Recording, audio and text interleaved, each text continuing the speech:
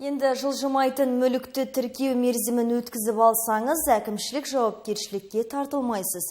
Бұған дейін жылжымайтын мүлікті уақытылы тіркемеген жағдайда ескерту немесе айыппұл салынады. Қазақстан Республикасы кейбір заңнамалық актілеріне енгізілген өзгерістер бойынша енді меншік иесі осындай жауапкершіліктен босатылды.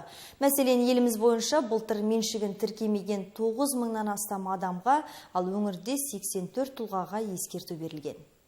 Жеке және заңды тұлғалар жылжымайтын мүлікке құқық белгілейтін құжат алған соң 6 ай мерзім ішінде оған құқығын тіркету үшін тіркеуші органға жүгіну қажет болатын өтінішпен.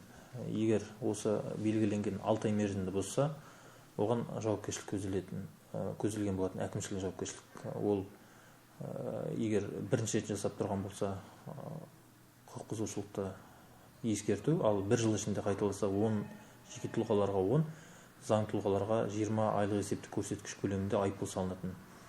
Қазіргі таңда бұл норма алынып тасталды, яғни 6 ай тіркеу құқық белгілейтін құжат алынған соң 6 ай мерзім ішінде тіркеу қажеттілігі жойылды, міндеттілігі жойылды.